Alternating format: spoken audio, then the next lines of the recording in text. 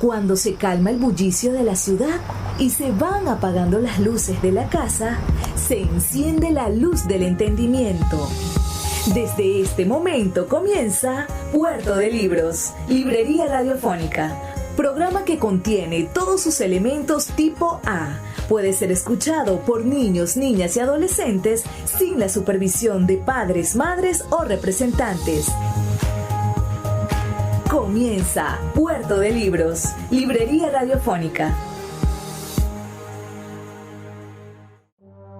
Este programa llega a ustedes con el apoyo de Puerto de Libros, librería de autor. Consulta todas nuestras ofertas en nuestras redes sociales @Puerto de Libros.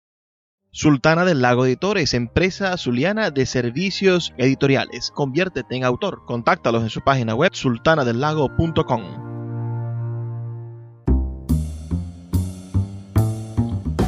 Bienvenidos a Puerto de Libros, librería radiofónica. Les habla Luis Peroso Cervantes, quien de lunes a viernes, de 9 a 10 de la noche, trae para ustedes este programa a través de la Red Nacional de Emisoras Radio Fe y Alegría. 21 emisoras conectadas para llegar a sus hogares con buena literatura, con libros y propuestas para ser mejores ciudadanos cada día.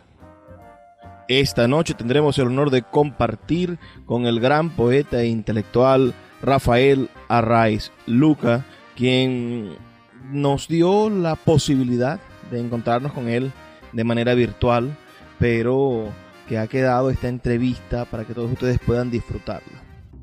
Quien quiera emitir sus comentarios puede hacerlo al 0424-672-3597 o a nuestras redes sociales @librería radio en Twitter y en Instagram. Y recuerden que este y todos nuestros programas están disponibles en nuestra página web, que es libreriaradio.org. Allí se encuentran todos nuestros programas y los enlaces para escuchar nuestros programas en las plataformas de podcast, en más de 25 plataformas de podcast a nivel mundial. Rafael Arraiz Luca nació en Caracas, Venezuela, el 3 de enero del año 1959. Es ensayista, poeta, historiador, profesor de varias universidades a nivel venezolano y latinoamericano. Pero me gustaría comenzar esta entrevista con esa fecha, con ese año 1959, que ya es simbólico en el sentido en el que viene de un proceso de transición. Entonces, haber nacido en un momento como ese de la naciente Venezuela democrática y también, venir al mundo en ese momento, creo que es algo promisorio, que es algo que tiene algún tipo de significado, si es que nuestros nacimientos y nuestra existencia tienen algún significado. Poeta, maestro, háblenos sobre ese año en que lo vio nacer y lo que usted cree que pueda significar para su vida personal. Bueno, realmente en el 59 ya la transición había avanzado, ¿no? La transición se da en el 58, en diciembre del año 58 tienen lugar las elecciones que gana Rómulo Betancourt, y Betancourt asume en febrero de 1959. El 3 de enero, cuando yo nazco, el presidente de la República de Venezuela es Edgar Sanabria, que fue ese presidente interino entre noviembre y febrero, noviembre del 58 y febrero del 59. Sí, pues yo nazco, digamos, en ese primer año de recuperación de la democracia en Venezuela, que se había ensayado antes en el trienio 1945-1948. Y en el 58 se retoma el espíritu de la democracia, las elecciones, la libertad de prensa, la libertad en líneas generales. Eso es.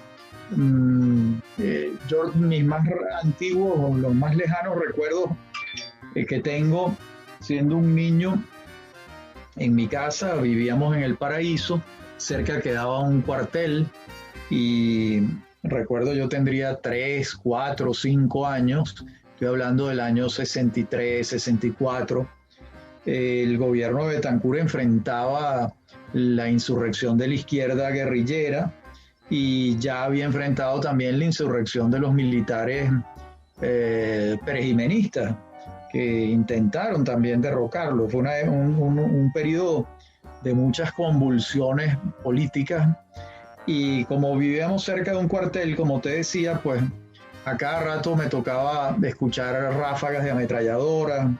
A los niños de la casa nos guardaban debajo de unas escaleras para protegernos. De modo que ese es uno de mis más antiguos recuerdos. Le pregunto ahora por su proceso de formación como intelectual, que siempre comienza en la infancia como lector. ¿Qué lo motivó a convertirse en un joven lector? ¿Qué cree usted que hizo diferente de su familia para que naciese Rafael Arraiz Luca, el escritor, el poeta, el hombre sensible para las artes, y que no fue común, bueno, en la formación de otros venezolanos de la época? Bueno, mi padre era abogado y se inició también como poeta y como ensayista. Mi madre escribía poesía y en mi casa se vivía un ambiente muy cercano a la cultura. Les gustaban mucho las exposiciones de arte, el cine, el teatro, la música. Era una familia cercana a la creación artística. Mi padre tenía una biblioteca bastante buena y grande, de modo que para mí los libros fueron algo muy, muy natural. Estaban en mi casa y me inicié en la lectura muy pequeño, muy pequeño. Siempre recuerdo que me inicié de niño leyendo las historietas de Tintín y Milú, de Hergé, ese gran dibujante y escritor belga. De modo que el ambiente familiar fue muy propicio a la formación, a la educación, vamos a llamarla artística e intelectual. Y cuéntenme ahora sobre el desarrollo de la profesión. Usted estudia Derecho, ¿por qué no estudiar Letras? Bien, buena pregunta. Cuando yo tenía 16, 17 años, me gustaba muchísimo la historia y me gustaba mucho la política, y me pareció que si quería en mi futuro, en el futuro dedicarme a la vida pública, a la política, etcétera, la mejor formación era la de abogado. Y bueno, felizmente fue así, porque es una formación científica bastante buena, bastante completa. Y bueno, y he podido además completarla en años sucesivos haciendo otros estudios formales. Yo no puedo decir que soy un abogado porque además nunca he ejercido el derecho, pero tengo la formación inicial del abogado.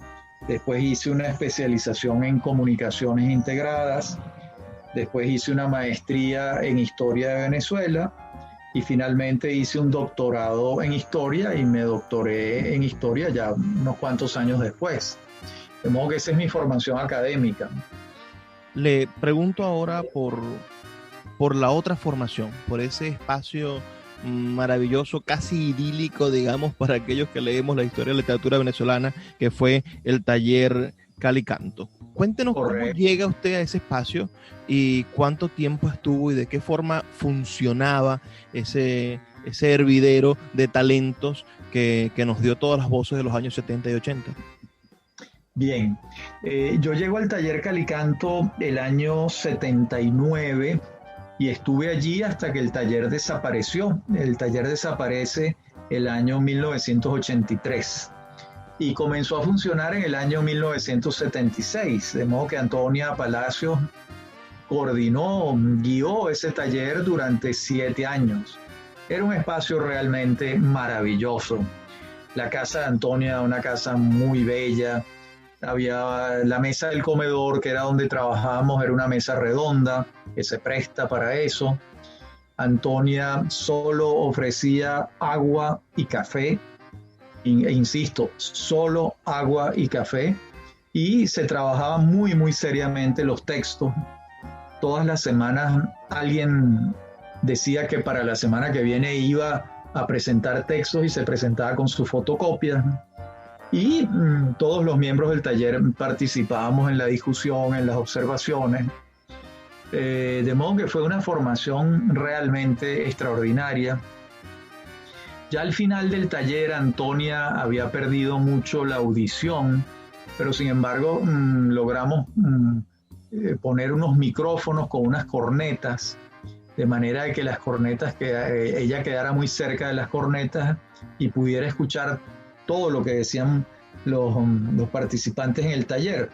Y eso nos obligaba a hablar a un micrófono, lo que al principio fue algo incómodo, pero después resultó algo interesante, porque cuando tú pides un micrófono para hablar, bueno, te exiges un poco más, no puedes estar diciendo tonterías, tienes que ser preciso, tener un uso del tiempo adecuado, tienes que haber pensado antes lo que quieres aportar a la discusión de los textos.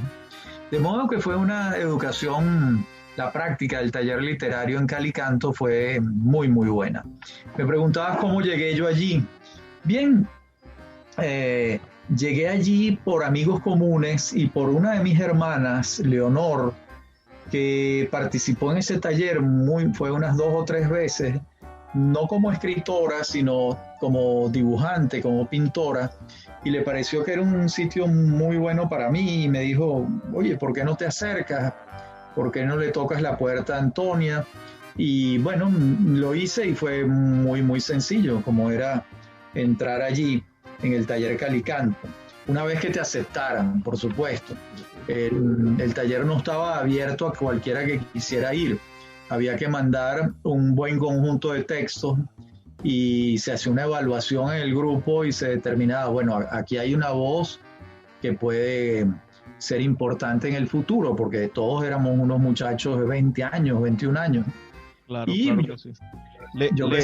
Le voy a interrumpir, poeta, porque debemos hacer una pausa, solamente de 2 minutos, para escuchar las campañas de Radio Fe y Alegría, pero ya vamos a volver para que nos cuente sobre el Grupo Guaire y sobre la experiencia de tener a uno de sus compañeros en otro grupo literario, esa Caracas de 2 grupos literarios, Tráfico y Guaire. Muy bien. Puerto de Libros, Librería Radiofónica, tu canal diario para encontrar nuevos libros. Con el poeta Luis Peroso Cervantes. Síguenos en @Librería Radio. El poeta Luis Peroso Cervantes le acompaña en Puerto de Libros, Librería Radiofónica, por Radio Fe y Alegría, con todas las voces.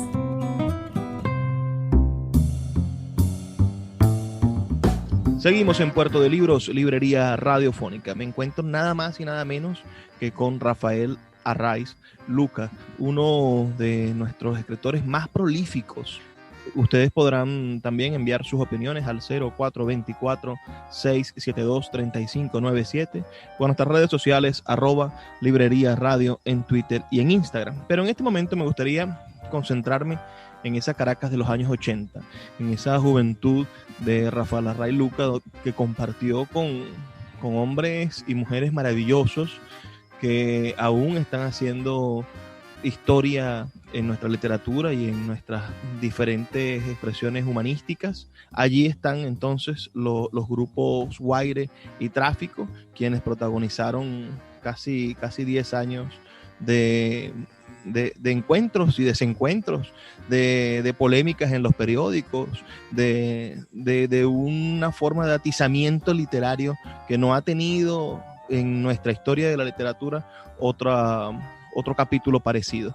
¿Podría hablarnos, poeta, cómo surgió Guaire, cómo nace esa idea de la literatura urbana, la necesidad de crear una literatura urbana que represente a la ciudad, y cuál cree usted que ha sido la consecuencia de haber generado ese movimiento en su juventud? Bien, bueno, los integrantes del grupo Guaire comenzamos a reunirnos porque nos fuimos conociendo como estudiantes en la Universidad Católica Andrés Bello. Allá estudiaban letras Luis Pérez Oramas y Leonardo Padrón. Estaban en el mismo curso, de modo que eran muy buenos amigos. Y estudiaba sociología Nelson Rivera, yo estudiaba derecho, y luego Armando Coll empezó a estudiar comunicación social allá también en la Católica, y contábamos también con dos compañeros que estudiaban en la Central, Alberto Barrera Tisca y Javier Lazarte. Yo creo que había estudiado en la Católica, pero ya era profesor o estaba empezando a ser profesor de la Simón Bolívar. De modo que ahí nos conocimos y comenzamos a reunirnos, nos reuníamos, Calicanto se reunía los lunes en la noche a las 8 de la noche, y Guaire se reunía los martes en la noche a las 8 de la noche también. El grupo Guaire se reunió toda la vida en el apartamento de mi padre y mi madre, donde yo vivía con ellos. De modo que ahí nos reuníamos, teníamos una dinámica también de taller, invitábamos gente que fuera a presentar sus trabajos, teníamos una dinámica de taller, pero también afinábamos una plataforma grupal común que fundamentalmente estaba concentrada alrededor del hecho urbano. Para cuando nosotros insurgimos en la poesía venezolana en 1980, ya hace 40 años, el prestigio del campo era muy grande y el desprestigio de la ciudad era también muy grande, y para nosotros eso era una injusticia absoluta, además un desafuero, porque todos los que formábamos parte del Grupo Guaire habíamos nacido en Caracas, amábamos a nuestra ciudad con todos y los problemas que puede tener, pero del campo teníamos una idea completamente remota y vacacional, digámoslo así, ¿no? De modo que nuestra poesía se concentró en los hechos urbanos. Muy pronto conseguimos afinidades lingüísticas con poetas en Colombia, en Perú, descubrimos la poesía narrativa norteamericana, descubrimos a la poesía conversacional latinoamericana, y fuimos haciéndonos de una plataforma estética, de una ars poética a lo largo de esos años. De modo que fue fundamental para nuestra formación como lectores, como poetas también, y como escritores en líneas generales, porque muchos del Grupo Guaire derivamos hacia otros géneros. Nelson Rivera se ha dedicado al periodismo y al ensayo probablemente. Pérez Orama se dedicó al ensayo sobre artes plásticas.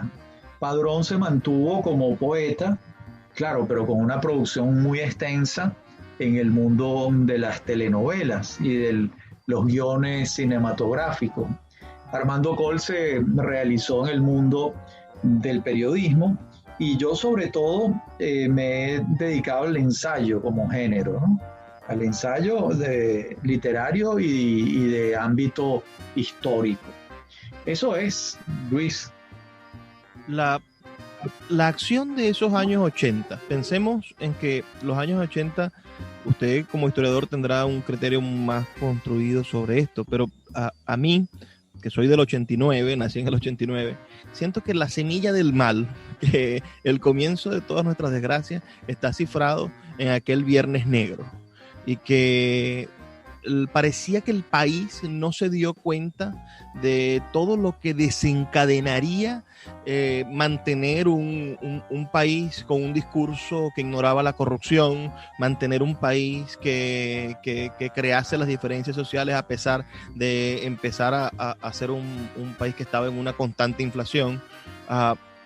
Entonces yo siento que esa generación que vivió los años 80, que fueron ustedes prácticamente, su generación, estuvo de espaldas al cambio necesario que tenía el país.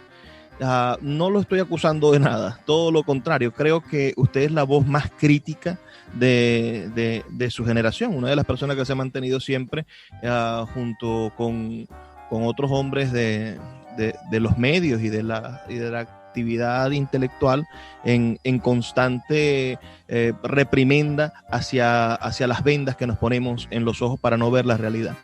¿Qué cree usted que pasó? ¿Por qué una sociedad como la venezolana ignoró los problemas que pudo haber corregido en los años 80 y decayó en la crisis institucional de los años 90, que finalmente entregó al país a la barbarie, digamos, o al desatino de volver otra vez a las estructuras mesiánicas y le entregó el país a Chávez en los años, a finales de los 90. ¿Qué cree usted que pasó en la mentalidad del venezolano en esos años 80? Bueno, yo creo que el Viernes Negro, que es el hito que tú estás señalando, lo que estaba señalando era la punta del iceberg de una crisis económica importante. El Estado venezolano había crecido de manera desproporcionada, se habían creado alrededor de 400 empresas del Estado que eran absolutamente ineficientes, improductivas y deficitarias. Los precios del petróleo, que habían estado muy altos entre 1973 y 1982, comenzaron a caer en 1982.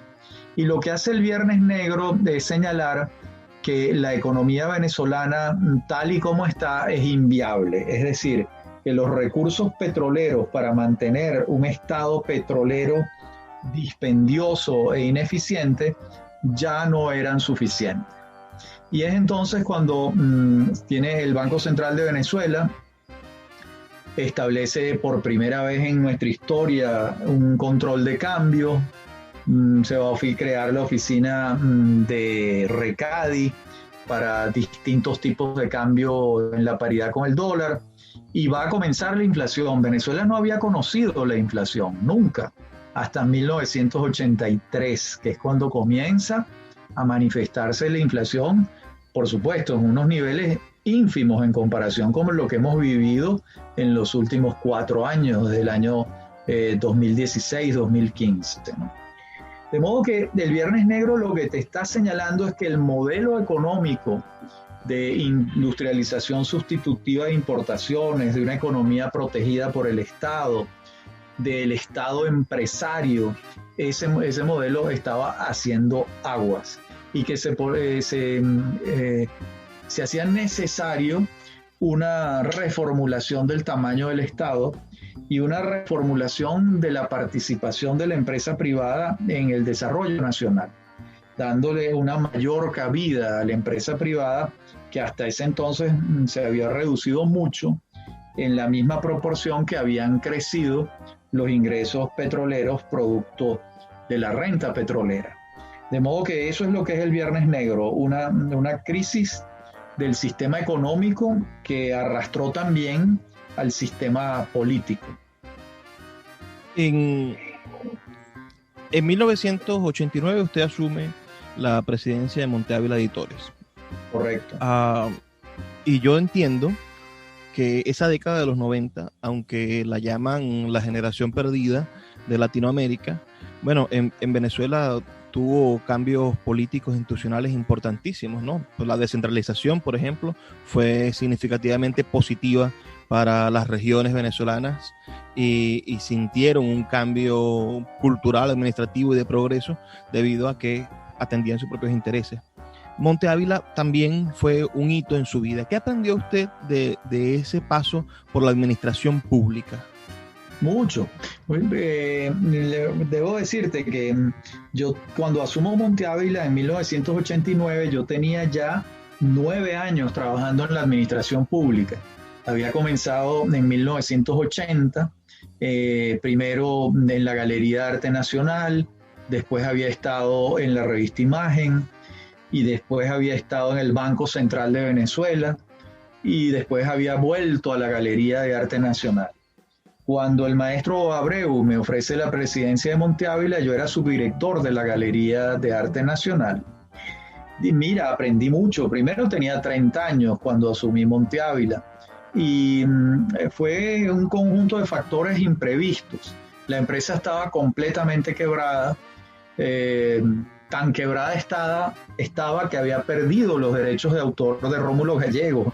Imagínate lo que eso puede significar para una empresa del Estado que además los pierde los derechos de Gallegos durante el gobierno de Lucinchi, un gobierno de Acción Democrática.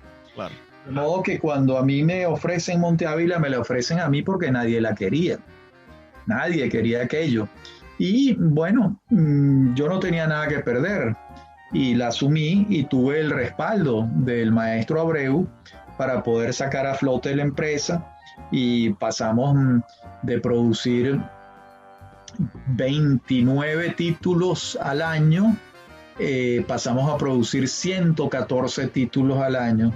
Los ingresos se quintuplicaron. Más allá de eso, comenzamos con las ferias del libro en Venezuela, inauguramos esa modalidad que no existía, eso lo inventamos nosotros allí. Comenzamos a recuperar derechos de autor perdidos en el exterior. Bueno, hicimos una labor muy, muy bonita realmente. Son años muy, muy bellos de trabajo. Conmigo trabajó un equipo maravilloso. Allí estaban, que yo recuerde, Sergio Dávar, Alejandro Reik, Edgardo Mondolfi, Juan Carlos Méndez Guedes, Gabriela Lepage, Claudia Machillanda, Silda Cordoliani. Un equipo, pero fabuloso para trabajar y hacer cosas con el mayor entusiasmo. Y lo logramos, creo yo. Maestro, lo voy a detener de nuevo porque tenemos que escuchar los mensajes de Radio Fe y Alegría, campañas maravillosas en favor de la educación, y ya volvemos con más de Puerto de Libros, Librería Radiofónica. Escuchas Puerto de Libros con el poeta Luis Peroso Cervantes. Síguenos en Twitter e Instagram como @Librería Radio. Sultana del Lago Editores es una empresa zuliana de servicios editoriales. Nuestro catálogo tiene más de 100 títulos de autores nacionales e internacionales. Además, somos la única editorial que presta servicios de impresión bajo demanda en Maracaibo. No necesitas invertir en grandes tirajes. Tus lectores pedirán tu libro, nosotros lo imprimiremos y tú obtendrás regalías. Por ello, también editamos internacionalmente en Amazon y Google Play Books. Conoce más en nuestra nueva página web www.sultanadelago.com o siguiéndonos en Instagram como @sultanadelago. El poeta Luis Peroso Cervantes le acompaña en Puerto de Libros, Librería Radiofónica, por Radio Fe y Alegría, con todas las voces.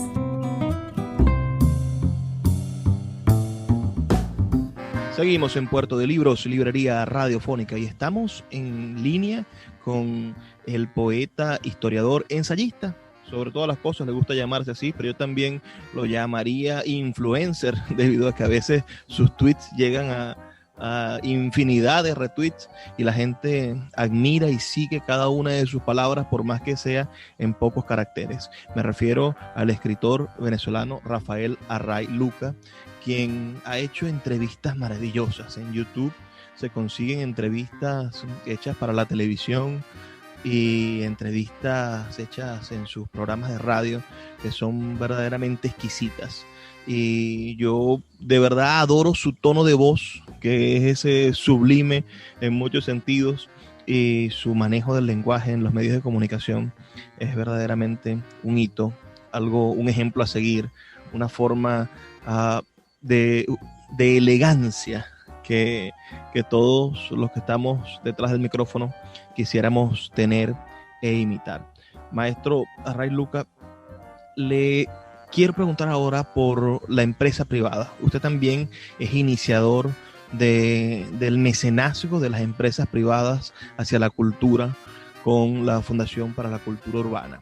Háblenos de cómo usted se involucra con ese proyecto y cuál cree usted que ha sido el impacto de ese ejemplo, de esa fundación en la acción cultural del país y del nuevo país que intenta autogestionar la cultura debido a que el Estado ha abandonado sus responsabilidades. Vale, bueno, primero muchas gracias por tus conceptos anteriores, Luis, muchísimas gracias, de verdad. Sí, yo estaba en el año 99 y 2000, yo estaba viviendo en Inglaterra porque estaba en la cátedra Andrés Bello, que me la había ganado por concurso, la cátedra Andrés Bello en la Universidad de Oxford, en el St. Anthony's College, en el Centro de Estudios Latinoamericanos. Y estando allá recibí un email de un señor al que yo no conocía, que se llama Germán Sifonte, que me decía que me invitaba a conversar cuando regresara a Venezuela porque tenía alguna idea que proponerme. Bueno, y eso hice.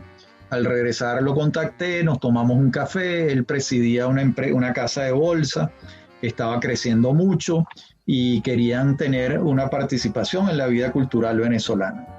Y él me comentó que me estaba buscando sin conocerme por el recuerdo de mi trabajo en Monte Ávila Editores. Bueno, y así fue. El año 2000 comenzamos a diseñar una fundación cultural. Yo le propuse que fuese centrada en la cultura urbana, porque la cultura urbana es la cultura mayoritaria de Venezuela.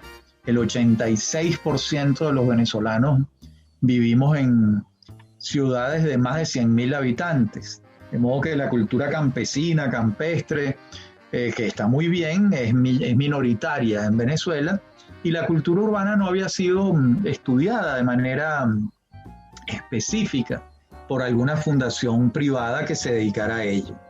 Y bueno, yo estuve en la fundación desde su creación, fui su fundador. Abrimos las puertas en el año 2001, en los primeros meses del año 2001, y estuve allí hasta el año 2010. Estuve 10 años presidiendo la fundación hasta que me fui a vivir a Bogotá a dar clases en la Universidad del Rosario, y ya 10 años al frente de la institución para mí eran suficientes. Creo que se había cumplido una etapa. Felizmente la fundación ha continuado, está cumpliendo 20 años y ha continuado no con el ímpetu que tenía antes por razones presupuestarias, comprensibles, pero lo importante es que sigue en pie y sigue haciendo su trabajo, ¿no? Sí, disculpa. Le pregunto por... Usted tiene un ojo crítico maravilloso y al mismo tiempo en el que tuvo la experiencia con la cultura urbana, también estuvo usted al frente o apoyando muchísimo un sello editorial como Editorial Alfa. La empresa privada y el sector de la cultura. Nosotros creo que siempre tuvimos un problema en este país, y es que el aporte mayoritario de la acción cultural, de la acción intelectual, estuvo siempre dependiendo del presupuesto del Estado. Los años 90, la crisis de un Estado quebrado que no podía ni siquiera pagar los salarios, obligó a que empresas como Editorial Alfa o como cualquier tipo de acción cultural, ¿no? Despertaran al nuevo siglo con la intención de invertir sus capitales privados sin importar si el Estado les apoyaba o no. ¿Usted cree que eso ha funcionado? ¿Tiene futuro? ¿O esta economía naranja no va a funcionar en un país tan despauperado como Venezuela? No, yo creo que sí tiene futuro, y porque así ha sido en otros países del mundo, ¿no? La gran mayoría de las grandes editoriales del planeta son empresas privadas, no son empresas públicas. Eso no tiene por qué no ser así en Venezuela. También, por ejemplo, han ido pasando cosas que señalan ese camino. El teatro venezolano, que ya no tiene subsidios del Estado, se mantiene con la taquilla y con los aportes de la empresa privada, con los subsidios de la propia empresa privada, pero sobre todo con la taquilla. Y hay muchos ejemplos muy exitosos de eso. De modo que tenemos un teatro que ya no depende del Estado. Tenemos unas editoriales que tampoco dependen del Estado. Hay áreas culturales que sí es muy difícil que no dependan del Estado, como es el caso de la música, porque tiene unos costos muy altos. Sin embargo, hay en Europa, ¿verdad? Orquestas completas que no viven del Estado, sino del aporte de los particulares y de las fundaciones privadas dedicadas a la cultura, que en el mundo europeo y norteamericano son muchísimas. Y aquí yo creo que cada vez más va a ser así. Esa es una tarea. La cultura no tiene por qué ser una tarea asumida por el Estado, sino por los particulares, por la gente, por el trabajo de la gente, ¿no?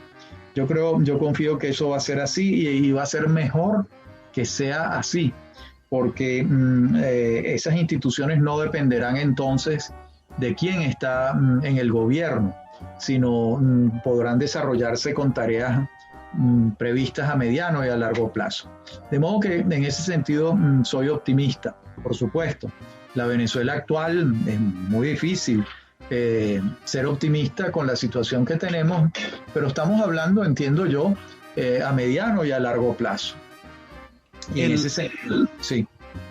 El mundo editorial, ahora sí, dedicándonos a su visión como editor en el momento que le tocó ser, ¿cuál cree usted que debería ser el enfoque del mundo editorial venezolano en la contemporaneidad? Si naciese una editorial como están naciendo, bueno, acaba de nacer Curiara Editores de la mano de uno de sus compañeros de generación y se mantienen proyectos editoriales de menos de 10 años, ¿no? En los últimos 10 años han nacido proyectos editoriales. Usted, con su experiencia desde el ámbito público y después desde el ámbito privado, ¿cuál cree usted que debe ser la misión o el enfoque que deberían darle las editoriales para rescatar o mantener el libro venezolano en vida? Bueno, fíjate, yo creo que esto tiene muchas aristas, pues, ¿no? Por ejemplo, yo creo que la creación literaria, cuando un autor está comenzando, es imposible que una editorial arriesgue su dinero en unas obras de un desconocido. De modo que las primeras obras de un autor, forzosamente alguien tiene que respaldarlo, alguien tiene que pagarlas, porque las editoriales no van a arriesgar a perder dinero. Lo otro que uno aprende en el mundo editorial es que en los libros que se venden, en su mayoría son libros vinculados con algún tipo de utilidad profesional o algún tipo de necesidad de comprensión de diferentes fenómenos. Por eso en el mundo editorial venezolano de los últimos años, los libros que más se venden son los libros de historia, y en particular los libros de historia política, porque la política ha sido el gran tema venezolano de los últimos 20 años. Entonces ahí tienes eso te señala un camino. ¿Por qué la gente va y compra un libro de historia? ¿Y por qué compra prácticamente muy poco un libro de poemas? Porque el mercado está vinculado un poco con las necesidades de la gente. Entonces, eso es aquí en Venezuela. Si hablamos del mundo europeo, donde miles de problemas están resueltos, no es así. Los libros que más se venden no son los de historia política. Los libros que más se venden en España, o en Alemania o en Francia, son las novelas. Son los libros que compra la gente porque quieren entrar en una historia bien escrita, una historia que los lleve a otro mundo, meterse en otro mundo. Pero ese no es el caso nuestro en Venezuela, donde las urgencias de nuestra vida cotidiana son exigentísimas. De modo que, como conclusión, el mundo editorial va a depender mucho del país y de las circunstancias en que cada país esté. Y yo creo que también van a ayudar mucho las redes, como ya de hecho lo están haciendo, ¿no?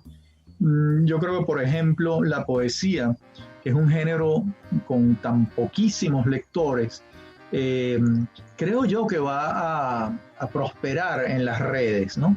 Porque allí están los poemas y los van a leer los lectores de poesía, que por lo general son los mismos poetas o personas que en algún momento van a querer escribir poesía, y van a liberarse del tema de quién paga el libro, de que el libro no se vende en las librerías.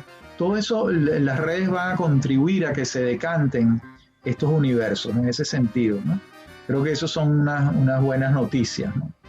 Vamos de nuevo a hacer una pausa, esta vez, como sabemos, de 2 minutos para escuchar las campañas de Radio Fe y Alegría, pero ustedes pueden enviarnos sus opiniones al 0424-672-3597 con nuestras redes sociales @Librería Radio. Ya volvemos con más de Puerto de Libros, Librería Radiofónica.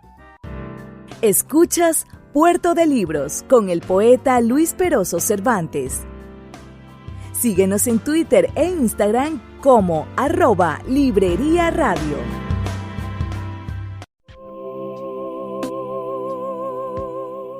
Si te gusta nuestro programa, puedes apoyarlo con un pequeño aporte mensual de $2.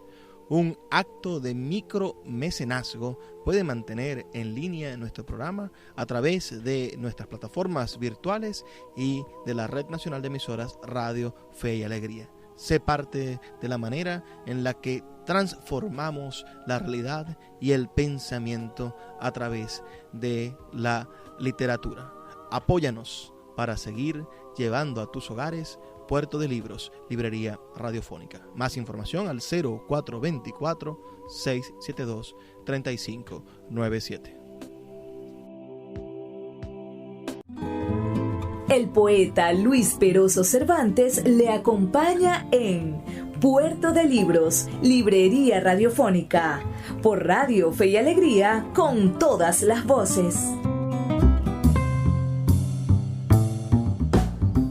Seguimos en Puerto de Libros, librería radiofónica. Ya este es el último segmento de nuestro programa y tenemos de verdad un gusto inmenso de haber compartido con el poeta, historiador, ensayista, escritor, en fin, intelectual, el poeta Rafael Arraiz Luca, quien sin duda puede hablarnos muchísimo del futuro. Y no es porque los intelectuales sean pitonizos o que los poetas sean como hay una afiliación lingüística, no vates, ¿no? Y puedan vaticinar, sino porque quienes conocen la historia, quienes la estudian, sobre todo la historia contemporánea, son capaces de generar escenarios viables y que tienen un comportamiento lógico en nuestra realidad.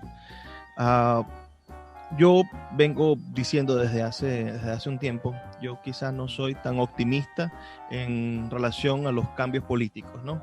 Y siempre me he sentido de alguna manera renuente a apoyar la idea de las mayorías. Por ejemplo, cuando Ramos Ayub llegó al poder como presidente de la Asamblea Nacional, yo dije, es un absurdo que se reúnan martes y jueves solamente, deberían hacerle caso a Diosdado y hacer sesión permanente. Y la gente me decía, no, porque hay que volver a la institucionalidad y tal. Y yo decía, bueno, el poder hay que asumirlo y hay que ejecutarlo. Y creo que los grandes problemas de nuestra oposición es que tienen en sus manos un grandísimo poder, que es un poder que le ha dado la gente porque la gente necesita y quiere un cambio, y es natural que haya un cambio. Siempre recuerdo a la gente de Desorden Público que dice, si todos nos van a robar, solamente queremos que nos cambien los ladrones. Entonces, ¿usted cuál cree que ha sido el problema de estos últimos 5 años? Llegamos al 2021, se cumplieron 5 años desde que la oposición tuvo el poder en la Asamblea Nacional. ¿Cuál cree usted que fue el error de ejecución de esa confianza que se le depositó a la oposición venezolana y por la cual no se desarrolló el cambio político que la gente deseaba y que la gente reafirmó en esas elecciones de 2015?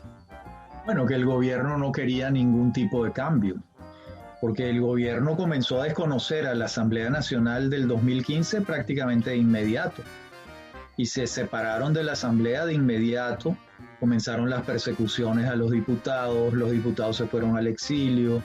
El gobierno le hizo la vida muy difícil a la oposición venezolana.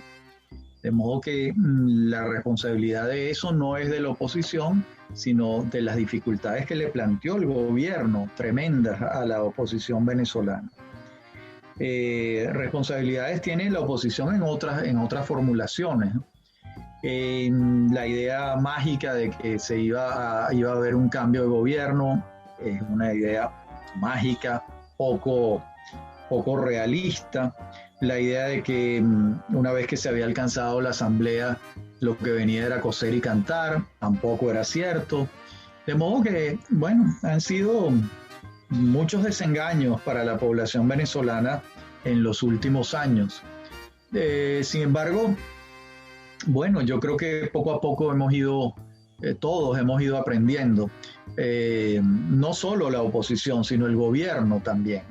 Por ejemplo, yo quisiera creer que el gobierno aprendió que controlar los precios trae escasez.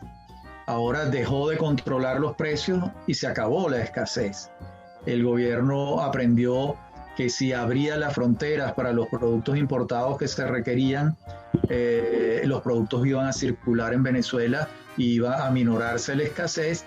Yo no creo que vuelva a ese tipo de controles, ¿verdad? El gobierno aprendió que criminalizar al dólar y a las divisas, como lo hizo durante muchos años, no traía nada bueno, y ahora permitió la libre circulación del dólar en Venezuela y pues las circunstancias están a la vista. La gente no se da cuenta, pero la inflación ha ido bajando. La inflación del año 2019 fue de 9.000%. La inflación del año pasado ya estuvo alrededor de 3.000%. Este año, dicen los economistas, que pudiera cerrar alrededor de 1.500%. Sigue siendo la inflación más alta del mundo, pero viene bajando. Es decir, el gobierno, convencido o no, ha venido aplicando unas políticas ortodoxas en materia económica que empiezan levemente a cambiar las cosas. ¿Y cree usted que detengan el mal de la corrupción, que quizás es el peor de sus males? Porque imaginemos que dejen de robar, o por lo menos que lo que bajen a un 20% de robo del 100% que tienen. Ahí posiblemente el poco capital que tiene el gobierno, el poco dinero que recibe, sea mejor invertido. ¿Cree usted que haya posibilidad de que recapaciten eso también? Mira, eso no lo sé. Realmente corrupción hay en todos los países del mundo. El problema no es la corrupción, sino lo que haces con ella. Es decir, en los Estados Unidos es un país de una inmensa corrupción, pero hay un poder judicial que funciona y los delitos se pagan con penas pecuniarias o con cárcel. De modo que, te insisto, el tema no es la corrupción, sino el poder judicial, la institucionalidad que la persiga, ¿no? Entonces, eso es lo que ha faltado en Venezuela, ¿no? Como decía Gonzalo Barrios, en Venezuela la gente roba porque no hay ninguna razón para no robar. Eso lo decía Gonzalo Barrios, y claro, la razón para no robar es que tengas un sistema judicial eficiente que persiga los delitos, y eso es lo que no ocurre en Venezuela. Incluso pudiera decirse que hay una policía que logra atrapar a los delincuentes, pero en lo que lo presenta en tribunales, los tribunales los absuelven o los dejan en libertad. Eso pasa muchísimo, desde hace muchos años en Venezuela. De modo que es un tema de instituciones democráticas, de separación de poderes, de convencimiento de que hay que construir una sociedad democrática que supone la independencia de poderes entre los tres poderes principales. Es un largo camino que Venezuela tiene que retomar y que yo siento que podemos estar cada vez más cerca de eso, ¿no? Porque el aprendizaje ha sido amargo y duro, pero creo que podemos estar a las puertas de unos cambios paulatinos, más que de un cambio mágico de gobierno. Sobre eso mismo, es una pregunta que le he hecho a algunos escritores que están fuera del país, y ahora se lo hago a usted que está aquí con nosotros. ¿Qué pasa o qué actitud debemos tener si una Venezuela mantiene al chavismo en el poder durante 20 años más?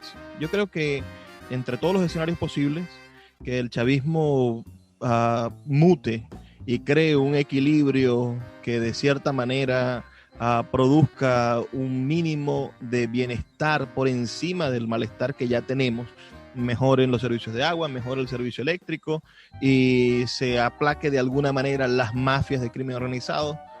Si eso sucede en el transcurso de los próximos 2 años, yo creo que la crisis política va a pasar al desinterés de la gente, porque evidentemente la gente está decepcionada de ambos lados, y el chavismo podría perpetuarse en el poder como se ha perpetuado el régimen castrista. ¿Qué ¿Qué actitud debería tener una persona medianamente culta, medianamente preocupada por el desarrollo democrático, medianamente preocupada por obtener ciertos goces de la sociedad contemporánea global? ¿Cómo deberíamos asumirnos frente a un posible escenario de 20 años más de chavismo? Bueno, si hay elecciones y si esas elecciones son confiables, eso es muy poco probable que ocurra, muy poco probable que ocurra, porque las encuestas señalan unas preferencias mayoritarias, alrededor del 80% de los venezolanos que prefieren un cambio de gobierno. De modo que si se mantiene el sistema electoral medianamente confiable, eso es muy poco probable que ocurra.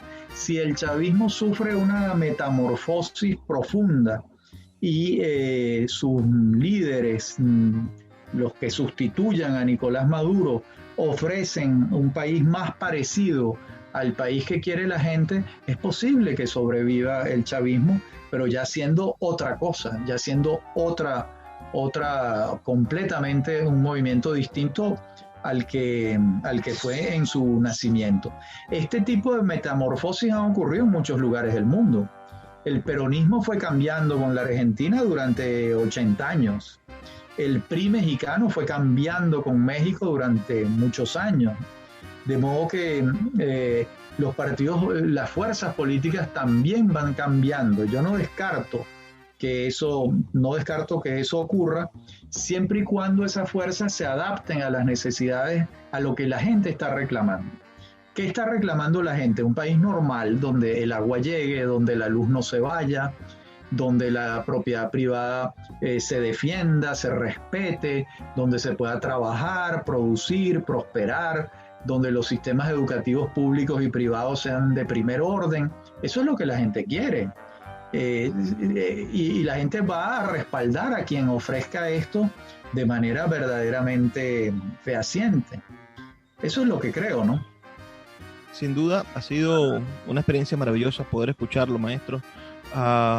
Yo sé que se nos han podido quedar muchísimos temas por fuera, pero yo invito a que quienes nos escuchan lo sigan en Twitter. Usted todos los días coloca píldoras de conocimiento, recomienda lecturas y nos hace despertar en este tejemaneje, en este tejido en el cual estamos, nos hace abrir los ojos para darnos cuenta de elementos, aunque pequeños, cotidianos, que transforman y que pueden cambiar la realidad nacional.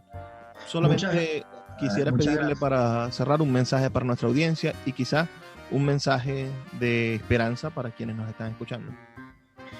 Bueno, el mensaje para la audiencia es que, que no pierdan las esperanzas. Las esperanzas no pueden perderse, porque siempre hay motivos para pensar que el futuro puede ser de otra manera. Y la mejor manera de construir un futuro mejor es trabajar por el presente. Y el presente exige, la primera urgencia del presente es trabajarse a uno mismo. Uno mismo es su gran desafío. Cómo formarse, cómo mejorarse como persona, cómo enriquecerse, cómo amanecer todos los días mejor que el día anterior. Creo que ese de por sí ya es un gran proyecto de vida. Los invito a eso, fundamentalmente. Muchísimas gracias por escucharnos a todos ustedes. Recuerden que pueden enviar sus comentarios al 0424-672-3597 con nuestras redes sociales @Librería Radio. Nos escuchamos el día de mañana por la Red Nacional de Emisoras Radio Fe y Alegría de 9 a 10 de la noche. Por favor, sean felices, lean poesía.